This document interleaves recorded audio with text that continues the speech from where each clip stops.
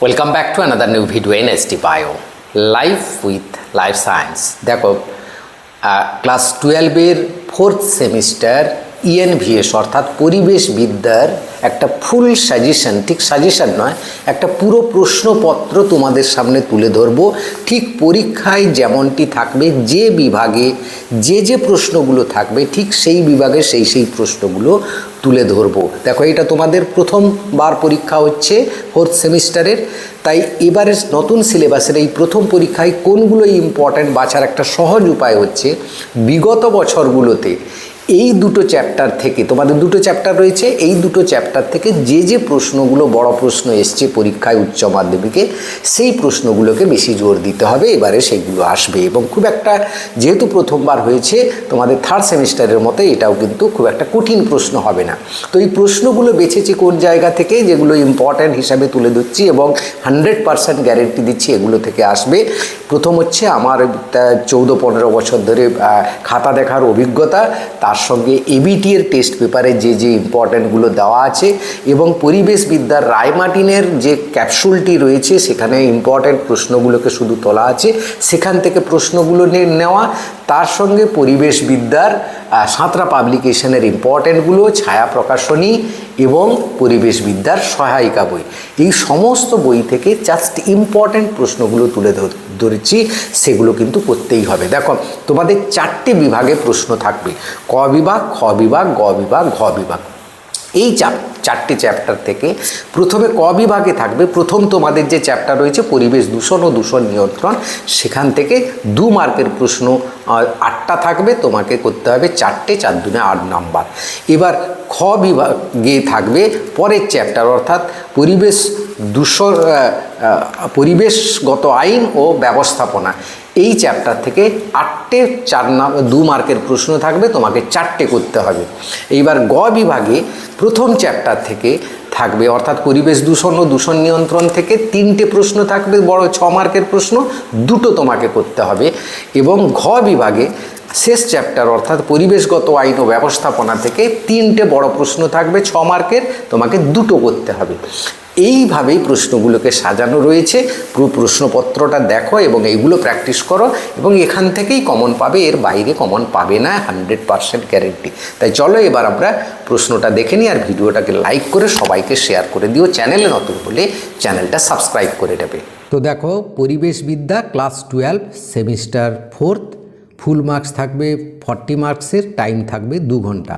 ঠিক এরকমই প্রশ্নপত্র থাকবে। প্রথমে থাকবে বিভাগ ক, অর্থাৎ ক বিভাগে তোমাকে যে কোনো 4টি প্রশ্নের যথাযথ সংক্ষিপ্ত উত্তর দাও, এরকমই লেখা থাকবে। 4 × 2 8 মার্কস, অর্থাৎ 8টা প্রশ্ন থাকবে, 4টে করতে হবে 2 মার্কের প্রশ্নগুলো। এবার আমরা দেখে নিই। দেখো, বিশ্ব উষ্ণায়ন কী বা গ্রিন হাউস প্রভাব বলতে কী বোঝো, এরকম দুটোর মধ্যে একটা থাকবে। তেজস্ক্রিয় বিকিরণ খুব ইম্পর্ট্যান্ট, ক্ষতিকারক প্রভাবগুলো লেখো। ইউট্রফিকেশন অ্যালগাল ব্লুম বলতে কী বোঝো, তেজস্ক্রিয় বিকিরণ নিয়ে বলে দিই, এটা একটা বড় প্রশ্নও হতে পারে, 6 মার্কেরও হতে পারে। আচ্ছা, ইউট্রফিকেশন অ্যালগাল ব্লুম বলতে কী বোঝো, টিকা লেখো, একটা ছোট্ট টিকা থাকবে। মন্ট্রিল চুক্তি, Ganga action plan, dyslexia, aerosol, London ধোঁয়াশা, আর একটা হচ্ছে ভূপাল গ্যাস দুর্ঘটনা, দুটো আলাদা আলাদা, ঠিক আছে। আর ব্লু বেবি সিনড্রোম, এই লন্ডন ধোঁয়াশা, ভূপাল গ্যাস দুর্ঘটনা আর ব্লু বেবি সিনড্রোম, এগুলো জাস্ট কি, এই কি প্রশ্ন, অর্থাৎ এই 2 মার্কের প্রশ্নগুলো তোমাকে একটা ছোট্ট প্যারাগ্রাফ করে বা পয়েন্ট হলে টু দ্য পয়েন্ট করে অ্যান্সার দিতে হবে। মনে করো 2 মার্কের প্রশ্ন, কম করে 4টে পয়েন্ট, ছোট ছোট পয়েন্ট যদি হয় 4টে পয়েন্ট দিতেই হবে। 5 নম্বরে দেখো, বীজরেখা কোন রোগের সঙ্গে সম্পর্কিত, এই রোগের জন্য দায়ী দূষক পদার্থের নাম লেখো। এবার দেখো, প্রাথমিক দূষক ও গৌণ দূষকের 2টি পার্থক্য লেখো। বায়ো অ্যাকুমুলেশন বলতে কী বোঝো বা জৈব বিবর্ধন বলতে কী বোঝো। বিওডি ও সিওডির 2টি পার্থক্য লিখো। জৈব দূষক কী, 2টি উদাহরণ দাও। এই কটা প্রশ্ন করলে তুমি এখান থেকে কিন্তু 4টে প্রশ্ন হুবহু কমন পাবেই। এবার খ বিভাগ দেখো, এটা দ্বিতীয় চ্যাপ্টার, ক বিভাগটা প্রথম চ্যাপ্টার থাকবে, এটা খ বিভাগটা 2 মার্কের প্রশ্ন দ্বিতীয় চ্যাপ্টার থেকে হবে। এখানে কম্পোস্টিং কি বা ভার্মি কম্পোস্টিং কি, পরিবেশ ব্যবস্থাপনা বলতে কী বোঝো, এর 2টি প্রয়োজনীয়তা উল্লেখ। টিকা লেখো, দেখো পরিবেশ সুরক্ষা আইন, এরকম সাল উল্লেখ করা থাকবে। মোটরযান আইন 1988। 4R ব্যবস্থাপনা বলতে কি বোঝো, আর বিপজ্জনক বর্জ্য কি বলতে কি বোঝো, বন্যপ্রাণী সুরক্ষা আইন বলতে কি বোঝো, এইগুলো সম্পর্কে ছোট্ট ছোট্ট উত্তর হবে। কিন্তু সম্পূর্ণ নাম লেখো, এগুলো 1 মার্কের করে থাকবে, দুটো থাকবে 2 মার্ক। এসপিসিবি মানে state pollution control board, CPCB central pollution control board, SPM হচ্ছে সাসপেন্ডেড পার্টিকুলার ম্যাটার, এমআইসি হচ্ছে মিথাইল আইসোসায়ানাইড যেটা ভোপাল গ্যাস দুর্ঘটনা। এবার স্লাচ কি, মৃত্তিকার গুণমান নির্ণয় 4টি মাপকাঠি উল্লেখ করো, বা মৃত্তিকা দূষণজনিত 2টি রোগের নাম, মাটির উপর বর্জ্যের 2টি প্রভাব।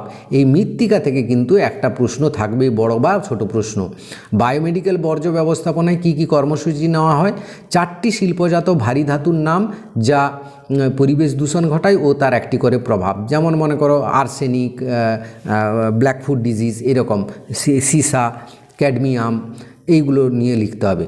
কৃষিতে ব্যবহৃত কীটনাশক কিভাবে মৃত্তিকা দূষণ ঘটায়, অর্থাৎ কৃষিজাত মৃত্তিকা দূষণটা সম্পর্কে লিখতে হবে। এবার গ বিভাগে থাকবে 3টে প্রশ্ন থাকবে, 2টো করতে হবে, 6 মার্কের প্রশ্ন। এখানে কিন্তু গ বিভাগ মানে বুঝতে পারছো, এখানে প্রথম চ্যাপ্টার থেকে প্রশ্নগুলো থাকবে। পৃথিবীতে ওজোন গহ্বর সৃষ্টির কারণ ও তার কুপ্রভাবগুলি আলোচনা করে 3+3-তে থাকবে। বিশ্ব উষ্ণায়নের সঙ্গে পরিবেশের সম্পর্ক নিরূপণ করো, এগুলো বিগত বছরগুলোতে এই প্রশ্নগুলো এসছে। এবার গ্যাপ বা গঙ্গা অ্যাকশন প্ল্যানের বিভিন্ন কর্মসূচি ও পদক্ষেপগুলো 2টো পার্টে আছে, 3+3-তে আছে। যমুনা অ্যাকশন প্ল্যানের পর্যায়গুলি আলোচনা করো, এর সাফল্যের সম্পর্কে লেখো। এই গঙ্গা এবং যমুনা থেকে কিন্তু একটা প্রশ্ন থাকবে, এটা ভালো করে খেয়াল রাখবে। কেন্দ্রীয় দূষণ নিয়ন্ত্রণে পর্ষদের কার্যকরী ভূমিকা আলোচনা করো, ভূমিকম্প মোকাবিলার 4টি ব্যবস্থা উল্লেখ করো। 5-এর দাগ দেখো, মানব স্বাস্থ্য ও প্রাকৃতিক পরিবেশের উপর তেজস্ক্রিয় দূষণের প্রভাব, তেজস্ক্রিয় দূষণ বলছিলাম, এটা কিন্তু ইম্পর্ট্যান্ট রয়েছে।